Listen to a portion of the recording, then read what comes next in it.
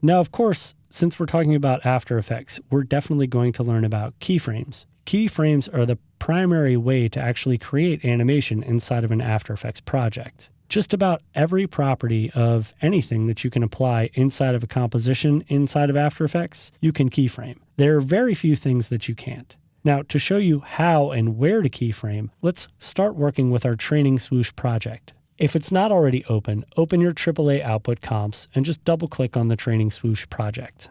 Now, in the middle of our timeline, you'll see our current time indicator.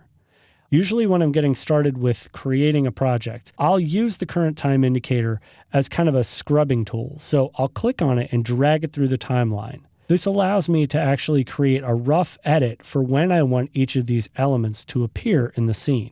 Now, scrub with your current time indicator to around 8 seconds. That's when this word training appears in our project. Now we want to add a keyframe for the opacity of this layer. You can add keyframes in the timeline next to each parameter. So to show you what I mean, let's open the triangle for layer 2.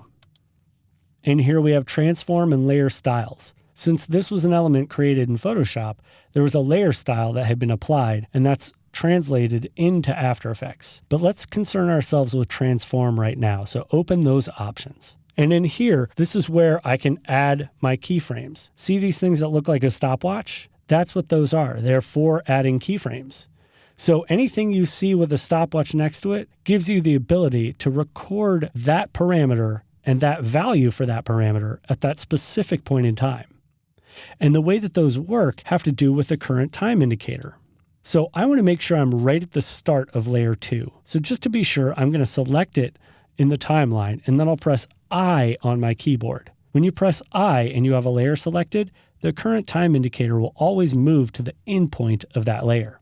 Now let's change the opacity of this layer to 0. So we can do this a number of ways. We can click directly on the value and type it, or we can click and drag. I generally like to click and drag, so I'm just going to click and drag. Now notice I can't see the word anymore. I still see the handles, but those aren't going to render. So let's add a keyframe for opacity. Now, since I want to move my current time indicator, I can click here in my time in the upper left corner of the timeline panel, or I can click here in the lower left corner of the composition panel. I'll just click the current time button in the bottom of the composition panel. Now, I want to move ahead about 12 frames. See, this project is 23.976 frames a second, or 24 frames a second. So 12 is a half a second. So I'm going to type plus 12. So you can type equations in here and it'll know, hey, you're just trying to move 12 frames further down the timeline. So when I click OK, now my time indicator is moved. Now, if you look to the left of my current time indicator, see this diamond shape that's kind of yellow? That's letting me know that I have a keyframe for that parameter. Once you've added a keyframe for a parameter, you'll notice that it looks like there's a box around the stopwatch. And you'll see a hand or like a line through the middle of the stopwatch. That's letting me know that that value has been recorded at some point in time. Now, if I change this value, since I have my current time indicator at a separate place in the timeline, I'm actually going to add a second keyframe. So let's click on the value for opacity and then just type in 100 and press enter or return. Now notice I have 2 keyframes in the timeline. As you continue to add keyframes to different elements, you'll navigate the timeline by using these navigation tools here on the left side. So I could click this left one to go to my previous keyframe or the right one to go to my next one. Anytime you see the keyframe sitting over here in the timeline, that's letting you know that your current time indicator is sitting directly on that keyframe. So if I scrub through, now you notice I'm not on that keyframe. So if I want to go back to the other one, I can just click that left arrow and it takes me to my previous keyframe. Now, if we scrub through, we can see the appearance of that word. Now, a lot of times for simple things like this, I like to just scrub. I want to copy these keyframes and paste them to all those other layers with the graphics. So to do that, I'm going to select both keyframes. One of the easiest ways to select multiple keyframes is to draw a lasso in the timeline. If you click off of one of the keyframes and just drag out and around, you'll automatically select both. Now I know they're selected because they're yellow. So I can press Command-C to copy, Control-C on Windows. Now I want to paste this fade to all those other layers. So I'm going to collapse layer 2 by closing its triangle, and I'll click on layer 3 and scroll down and shift click on my blue layer, which is layer 10. Now with all these layers selected, I can still use that I command to move my current time indicator to the start point of those layers. So I'll do that. Press I on your keyboard. Now, since I already copied all the keyframes, I can just press Command V or Control V to paste those keyframes to any of the layers that I have selected. Notice now all those graphics have disappeared.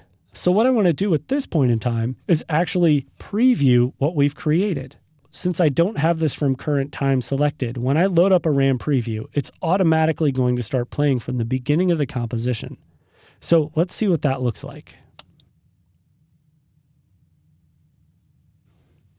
It may take a second to load all these different frames. After Effects is going through and loading the frames into the RAM preview, and this green bar is giving me a status of those frames that actually get loaded. Now at any given time, I can press the spacebar and begin playback of any of the frames that have been loaded in the composition. Since I want to see everything, I'm just going to go ahead and let it load all the way across the length of my comp. And then up here in the info panel, once the frames are loaded, we can see that the video is actually playing back in real time. And we have a fade for these layers. Now, if I wanted to create a fade out, I would just do something slightly different. So what I'm going to do is press the spacebar to stop playback for a second. And since I still have all those layers selected, I'm going to press O on my keyboard to move to the out point. Now, I want to move back a couple frames, so I'm just going to click and drag on my current time indicator. As I'm dragging, I can see the value change, and I'll drag to around 7 seconds, 12 frames. Press T on your keyboard to open the opacity settings. See, each one of these layer properties, you can quickly get to the different parameters by using quick key commands, and we'll explore all those commands throughout the rest of the course. For now, just know T stands for opacity. Now, since I already have a keyframe here that's valued at 100%, and I want to add another keyframe down here at my current time indicator with the same value, I'm not going to press the stopwatch button now, because if I do that, it'll just delete any keyframes that I have set for that specific parameter. What I need to do is click this button right here between my two navigational arrows. So let's click on that. That's going to add a keyframe at the current value for that specific parameter. So it's 100% for the opacity. Now I want to move my current time indicator to the end of the layer. I'm going to press O to move to that out point. Now let's change the opacity down from 100 to 0.